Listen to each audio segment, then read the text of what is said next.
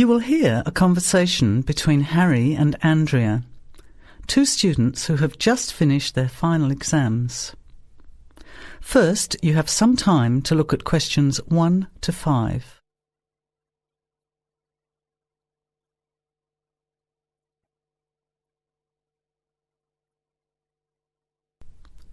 Now, let's begin. Answer the questions as you listen. You will not hear the recording a second time.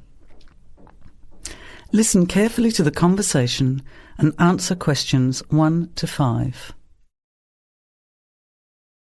Hi, Andrea. How are you feeling now that exams are over? It's fantastic to have finished, isn't it? And to sleep in every morning. What about you? Well, I've been catching up on sleep too, but I've got a lot to do before I leave for England. Perhaps you could give me some advice.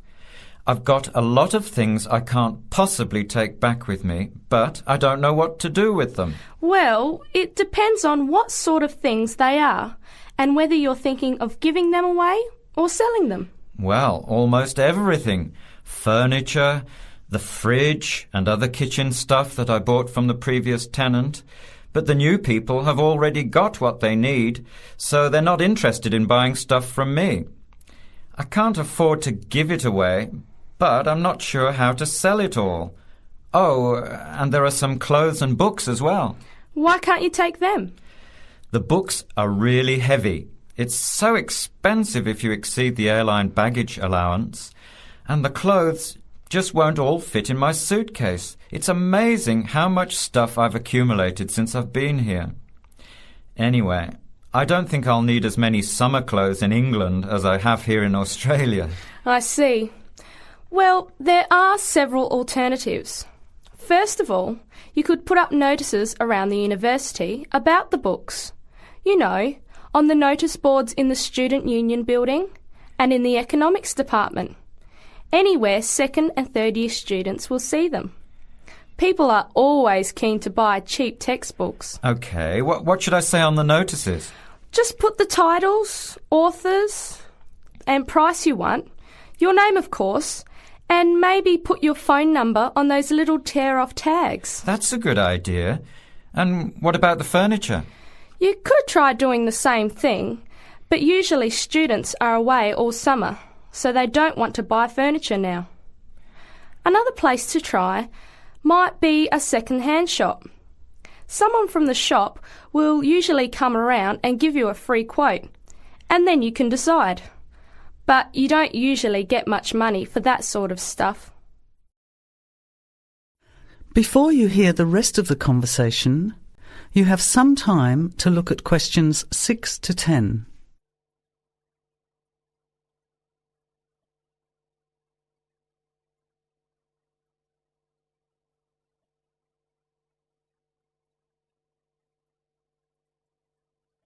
Now listen and answer questions 6 to 10.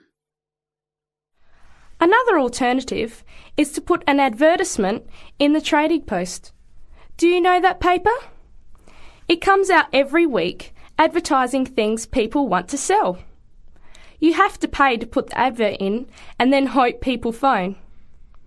Give them as much information as possible, and if they're interested, invite them to come and have a look.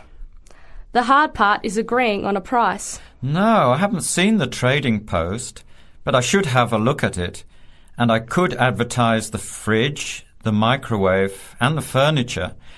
But the kitchen stuff isn't really that good. You know, old cutlery, a few pots and pans and some plates and things. What shall I do with them? Well, another option is to donate the kitchen things to a charity shop. You know, like the Salvation Army or St. Vincent de Paul. Why don't you get a second-hand shop to give you a quote first? Yes, I could do that. Find out how much they'll give me and then decide whether to sell them or give them away. But I've still got the clothes. A charity shop will take them too, as long as they're in good condition. And even though you don't get any money, at least you know that someone who really deserves some help has benefited. That's a good point. I'll advertise the expensive stuff, the furniture, and donate the clothes and kitchen stuff. Let's go and buy a trading post and you can help me write the advert. Well, actually, I'm interested in buying the fridge and the microwave, depending on the price, of course. OK, let's see how good you are at bargaining. That is the end of section 1. You have half a minute to check your answers.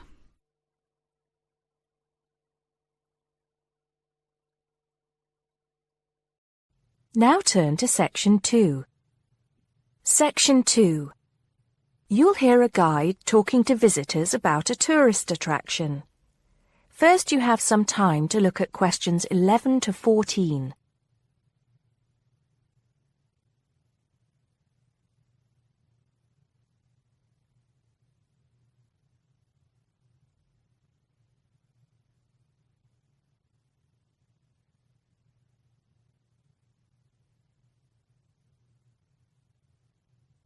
Now listen carefully and answer questions 11 to 14.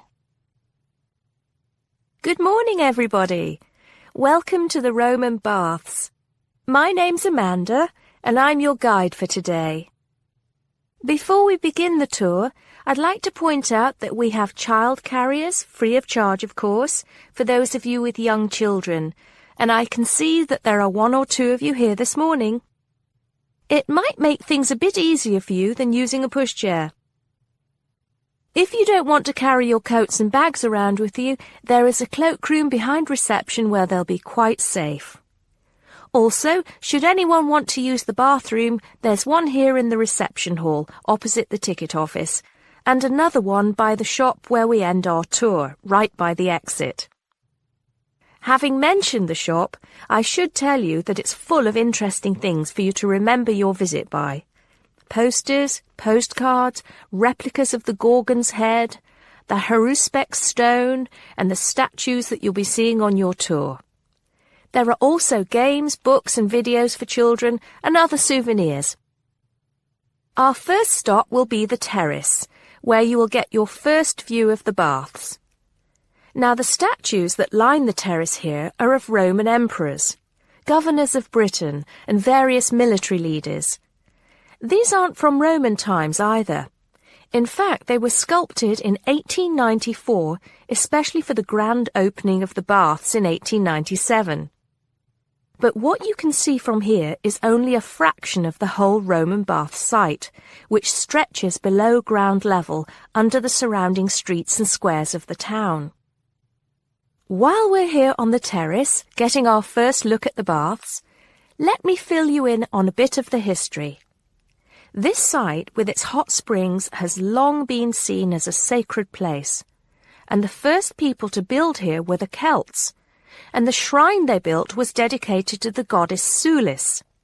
Of course, back in those days they had no way of explaining how hot water came to be bubbling out of the ground, so they believed it to be the work of the gods. When the Romans came, they too built a temple here and dedicated it to their goddess, Minerva. Before you hear the rest of the talk, you have some time to look at questions 15 to 20.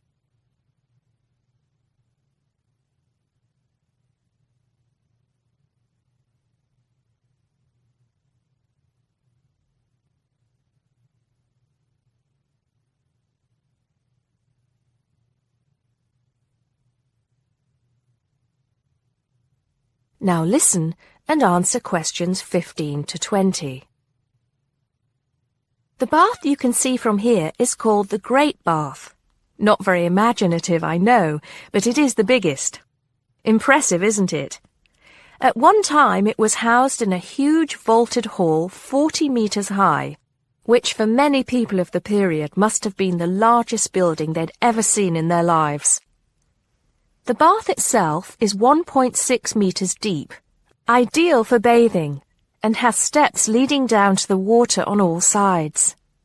The niches or alcoves you can see all around the bath would have had benches and possibly small tables for drinks and snacks. Not a bad way to spend your free time, relax, and tell yourself it's all good for your health. Let's move on to our next stop, the Sacred Spring. This is the heart of the site, where the hot water bubbles up from the ground at a temperature of 46 degrees centigrade. The water comes up from a depth of between roughly 2,500 and 4,500 metres, where geothermal energy raises the water temperature to between 64 degrees and 96 degrees. Over 1 million litres of this hot water rise up here every day, and as well as being hot, the water is rich in minerals, and it was thought it would cure various ailments and illnesses. In fact, people came here from all over the Roman Empire to try out its healing powers.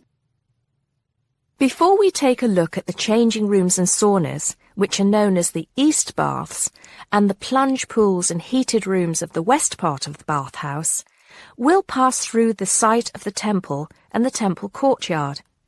Here we are. This temple is one of only 2 known classical Roman temples in Britain. The other is the Temple of Claudius at Colchester. This temple is said to date from the late 1st century AD, being built between 60 and 70 AD. But the original temple has been knocked about and added to over the centuries, and what you can see here are just bits of the original temple. Okay, shall we move on? That is the end of section 2. You now have half a minute to check your answers.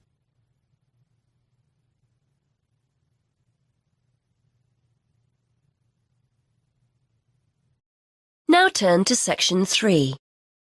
Section 3.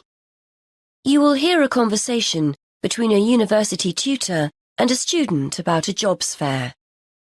First, you have some time to look at questions 21 to 23.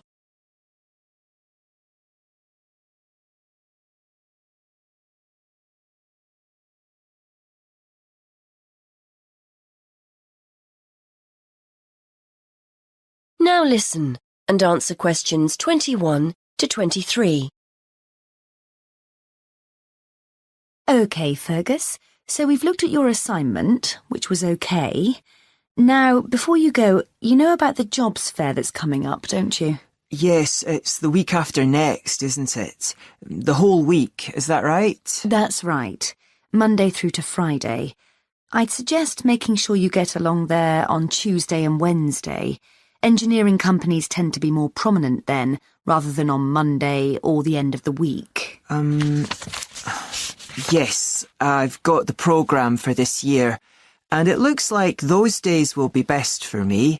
I'm only in my first year, so I'm not expecting too much from the day, but I've heard you can pick up some valuable ideas for career paths. Well, you've still got a few years here, I know, but it's never too soon to make a good impression on potential employers.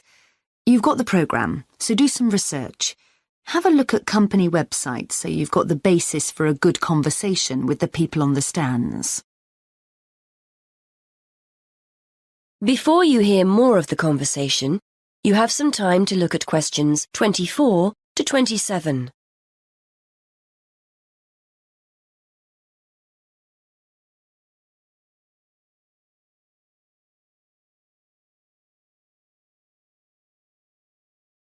Now listen and answer questions 24 to 27. Yes, I was looking at one the other day. The boss was being interviewed about their staff development programme, and there are 1 or 2 other firms I'm also interested in. That's good. You've made a start already. Remember to think about what you're going to ask people before you turn up. Not how much you're likely to earn, of course. You only discuss salaries at job interviews. No, questions about the skills you need for the job, the kind of personal qualities employers are looking for, that kind of thing. Yes, I see what you mean. It's best to go prepared and make the most of the opportunities. And I'm sure you don't need telling that it's a good idea to dress correctly for the event. You need to give off a professional air. Well, I won't be buying anything special for the occasion, that's for sure. I've got a suit and tie at my parents', but I don't have time to collect it. I'll make an effort, though. A nice pair of trousers and a jacket. Nothing too formal. I'm sure you'll look the part. By the way, you'll often find companies have more than one representative. Maybe someone from marketing handing out free gifts, someone who'll explain the interview process, an ex-student who now works for them, that kind of thing. Try and direct your questions towards the best person. Yes, that's a good idea. I'd certainly be keen to talk to any ex-students that are around. Before you hear the rest of the conversation, you have some time to look at questions 28 to 30.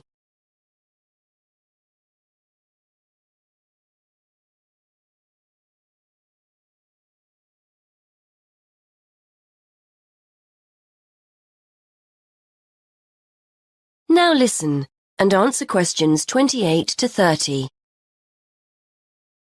I'm sure you'll find the whole thing really useful.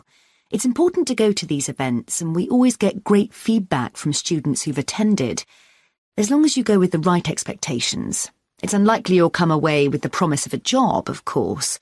It's more about discovering what companies are looking for in potential employees. Yes. Plus, they're a great opportunity to practice things like networking, meeting new people, talking about yourself and what you do. Do you know what I mean? Definitely, yes.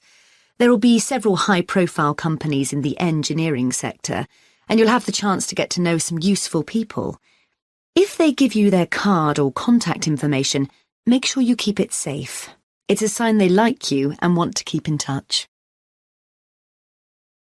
That is the end of section 3. You now have half a minute to check your answers. Section 4. You will hear Rebecca Bramwell, an artist and illustrator, giving advice on how to get your first job or commission as an artist. First, you have some time to look at questions 31 to 35.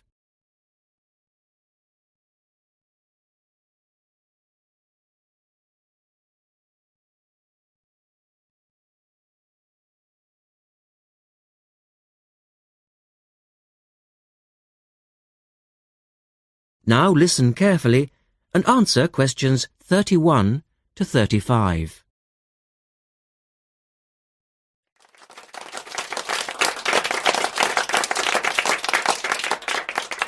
I'd like to introduce Rebecca Bramwell, an artist and illustrator who has come along today to talk to you all about getting your first job or commission as an artist. Over to you, Rebecca. Thank you for inviting me. I remember when I graduated back in 1983, I was very excited about getting my first commission. My degree was in fine art, and I'd worked long and hard to get it. I was an enthusiastic student, and I never found it difficult to find the incentive to paint. I think as a student you're pushed along by fellow students and tutors, and the driving force is there. However, when you leave college, you find yourself saying things like, I'll have one more cup of coffee and then I'll sit down to work. I hate to admit it, but I say it myself. Suddenly, it isn't finding the inspiration or getting the right paper that's a problem. It's you. In my view, there are a number of reasons why this happens. It's a real challenge making a decent living as a new artist. You have to find a market for your work. Often you work freelance and need to take samples or portfolios of your work from place to place. These experiences are common to a lot of professional people. But artists also have to bare their souls to the world, in a way. More than anything, they want praise. If people don't like what they create, then it can be a very emotional and upsetting experience hearing them say this. I began to realise that these problems were preventing me from having a career in art, and so I decided to experiment. I was a painter, but I started to dabble in illustration, drawing pictures for books, cards, and this offered me the opportunity to become more emotionally detached from my work. I was no longer producing images from the heart, but developing images for a specified subject, taking a more practical approach. I began to develop a collection of my illustrations which I put into a portfolio and started to carry around with me to show prospective clients and employers. But it was still tricky because publishers, for example, want to know that your drawings will reproduce well in a book. But without having had any work published, it's hard to prove this. Having a wonderful portfolio or a collection of original artwork is, of course, a first step. But what most potential clients would like to see is printed artwork, and without this evidence, they tend to hold back still when it comes to offering a contract. Before you hear the rest of the conversation, you have some time to look at questions 36 to 40.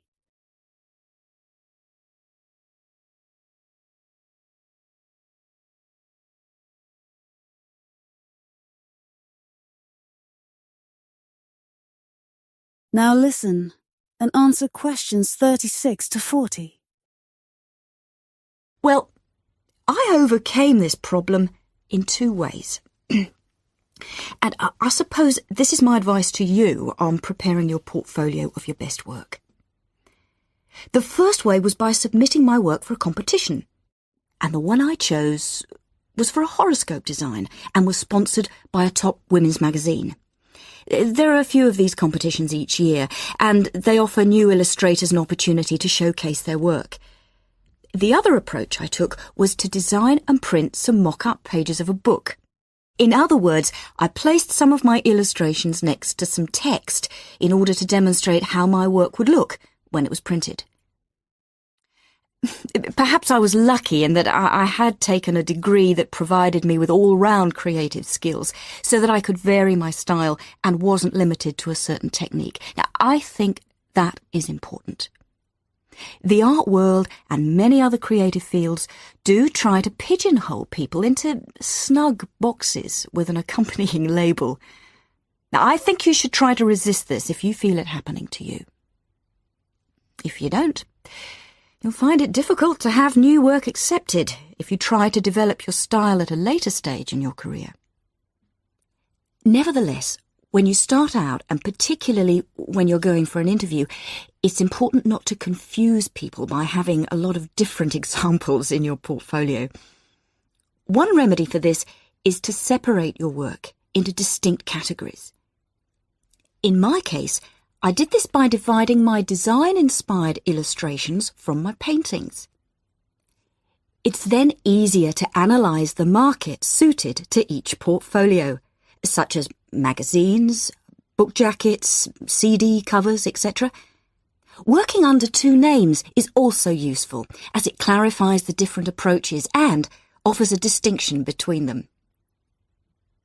I think it's been hard for artists to be recognised in anything other than the pigeonholes that they've been placed in.